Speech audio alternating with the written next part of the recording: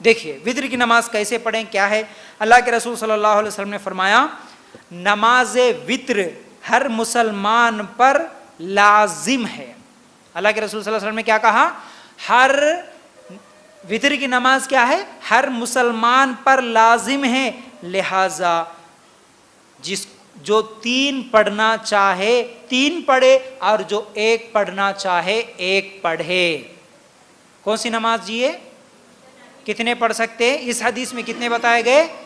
جو 3 پڑھنا چاہے 3، جو 1 پڑھنا چاہے 1۔ لیکن کتنی ہے مکمل رکعتیں انشاءاللہ میں بعد میں بتاؤں گا، ٹھیک ہے؟ بہرحال یہ ایک حدیث، یہ لازم ہے بولے اللہ کے رسول صلی اللہ علیہ وسلم، ٹھیک ہے؟ یہ نماز لازم ہے۔ پھر اسی طرح اللہ کے رسول صلی اللہ علیہ وسلم نے فرمایا بے شک اللہ تعالیٰ نے تمہیں ایک نماز زیادہ عطا کی ہے، وہ ہے وطر۔ اللہ تعالیٰ نے تمہیں ایک نماز زیادہ عطا کی ہے، وہ ہے وطر، لہذا تم اسے نماز عشاء اور فجر کے درمیان کسی بھی وقت پڑھ لیا کرو۔ مسند احمد کی روایت، شیخ البانی رحمۃ اللہ علیہ سے صحیح کہا اس حدیث کو۔ معلوم کیا ہوا؟ وطر کی نماز کا وقت کب سے کب تک ہے جی؟ عشاء سے لے کر فجر سے پہلے تک۔ تو کیا معلوم ہوا؟ یہ نماز زیادہ اللہ تعالیٰ نے عطا کیا، پڑھنا چاہیے۔ پھر اسی طرح اللہ کے رسول صلی اللہ علیہ وسلم کے تعلق سے آتا ہے، صحیح مسلم کی روایت ہے، صبح ہونے سے پہلے وطر پڑھ لیا کرو، یعنی فجر سے پہلے وطر پڑھ لیا کرو۔ اللہ کے رسول صلی اللہ علیہ وسلم طلوع فجر کے بعد صرف وہی شخص وطر پڑھ سکتا ہے۔ دیکھو ایک اور بھی مسئلہ اس میں واضح ہو رہا ہے۔ اللہ کے رسول صلی اللہ علیہ وسلم نے کیا کہا؟ طلوع فجر کے بعد، ٹھیک ہے؟ طلوع فجر کے بعد صرف وہی شخص وطر پڑھ سکتا ہے جو سویا ہوا ہو یا بھول گیا ہو، ورنہ کسی کے لیے یہ جائز نہیں ہے کہ وہ جان بوجھ کر طلوع فجر کے بعد وطر کی نماز پڑھے۔ یہ موطا امام مالک میں روایت ہے۔ اب ہمارے کو وطر کا وقت بتا دیا گیا، عشاء سے لے کر فجر کا وقت شروع ہونے سے پہلے تک، یہ یاد رکھو۔ ایسا نہیں ہے کہ فجر کے اذان تک، نہیں، اذان بولے تو پھر ہمارے مساجد میں الگ الگ وقتوں پر الگ الگ اذانیں ہوتی ہے، کسی مسجد میں دیر، کسی مسجد میں جلدی، یعنی اول وقت جب شروع ہو رہا فجر کا، اس وقت کے شروع ہونے سے پہلے ہماری وطر کی نماز مکمل ہو جانا۔ اگر نہیں پڑھ سکے، ہم لوگوں نے سوچا کہ نہیں بھائی رات کو اٹھیں گے، تہجد پڑھیں گے، پھر آخر میں وطر پڑھیں گے، یہ سوچ کے ہم لوگ سو گئے لیکن نہیں جاگے، فجر کی نماز کے لیے آنکھ کھلی تو ہماری نماز رہ گئی۔ کون سی؟ وطر کی نماز رہ گئی، ہم وطر نہیں پڑھے۔ اب کیا کرنا؟ فجر کی نماز سے پہلے وطر پڑھنا نہیں ہے، اب وطر کا ٹائم ہو گیا۔ اب کیا کرنا ہے؟ فجر کی نماز مکمل کر لینے کے بعد طلوع آفتاب کے بعد، یعنی سورج نکلنے کے بعد وطر کی نماز کو پڑھنا چاہیے، وطر کی نماز بھی نہیں چھوڑنا، ٹھیک ہے؟ تو بہرحال فجر کی اذان اور اقامت کے درمیان وطر نہ پڑھے۔ یہ نہیں ہے کہ ابھی فجر کی نماز کے لیے بھی ابھی جماعت کے لیے ٹائم ہے نا، اب بھی اذان ہوئی نا، چلو پہلے وطر پڑھ لیں گے، رات میں جو رہ گئی تھی نہیں پڑھے تھے، ایسا بھی نہیں ہے، ٹھیک ہے؟ تو ہم لوگ ایسا جائز نہیں ہے۔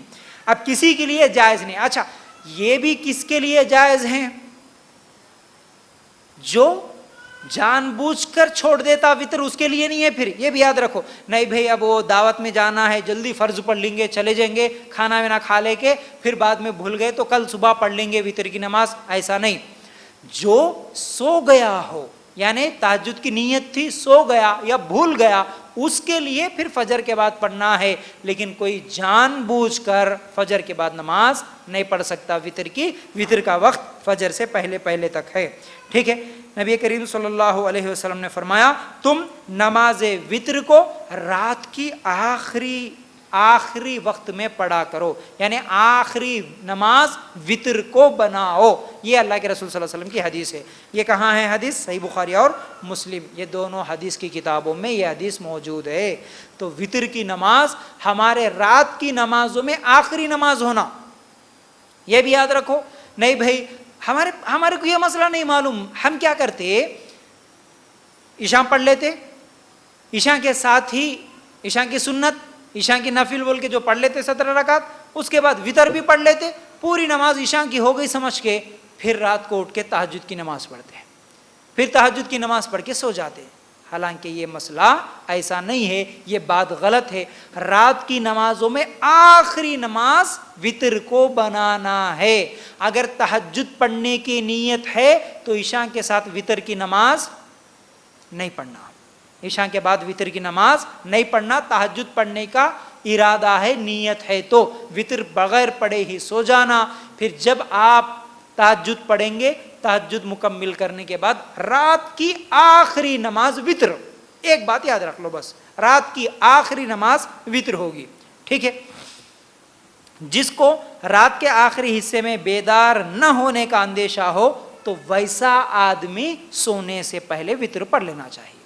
ہاں نہیں بھائی اب تہجد میں اٹھتے نہیں اٹھتے گارنٹی نہیں ہے، تہجد پڑھنے کا ارادہ ہے لیکن گارنٹی نہیں ہے، جاگتے نہیں معلوم، تو ایسا آدمی عشاء کے ساتھ ہی وتر پڑھ لے کے سو سکتا ہے، ٹھیک ہے۔ تو بہرحال اس بات کو بھی یاد رکھ لینا۔ اسی طرح نبی کریم صلی اللہ علیہ وسلم نے ایک مرتبہ ابوبکر صدیق رضی اللہ تعالیٰ عنہ اور عمر رضی اللہ تعالیٰ عنہ سے پوچھا کہ تم وتر کی نماز کب پڑھتے ہو، تم دونوں کب پڑھتے؟ ابوبکر صدیق رضی اللہ تعالیٰ عنہ نے کہا کہ میں رات کے ابتدائی حصے میں ہی وتر کی نماز پڑھ لیتا ہوں۔ کیا بولے؟ عشاء کے بعد میں نماز پڑھ لیتا ہوں وتر کی، بلکہ ابوبکر صدیق رضی اللہ تعالیٰ عنہ بولے۔ عمر رضی اللہ تعالیٰ عنہ کیا بولے؟ نہیں میں رات کے آخری حصے میں پڑھتا ہوں، یعنی عشاء کے بعد نہیں، فجر سے پہلے میں پڑھ لیتا ہوں، بلکہ عمر رضی اللہ تعالیٰ عنہ کو۔ تو ان دونوں کا جواب سننے کے بعد اللہ کے رسول صلی اللہ علیہ وسلم نے کیا کہا؟ ابوبکر صدیق رضی اللہ تعالیٰ عنہ سے کہا کہ تم نے مضبوطی کو پکڑا، عمر رضی اللہ تعالیٰ عنہ سے کہا کہ تم نے قوت کو پکڑا۔ ابن ماجہ کی یہ روایت شیخ الالبانی رحمۃ اللہ علیہ اسے صحیح کہا۔ تو مطلب کیا ہے؟ عشاء کے فوراً بعد بھی پڑھ لینا جائز ہے اور آخری حصے میں بھی وتر کی نماز کو پڑھ لینا جائز ہے، ٹھیک ہے، اس بات کو یاد رکھ لینا۔ پھر نبی کریم صلی اللہ علیہ وسلم نے کیا فرمایا؟ جس کو یقین ہو کہ رات کو بیدار ہوگا تو وہ آخری حصے میں پڑھے، کیونکہ آخری حصے میں فرشتے قرات سننے کے لیے آتے ہیں۔ صحیح مسلم کی روایت۔ یہ وتر کی ایک اور فضیلت دیکھیے، رات کے آخری حصے میں پڑھنے سے ہم کو کیا ثواب مل رہا؟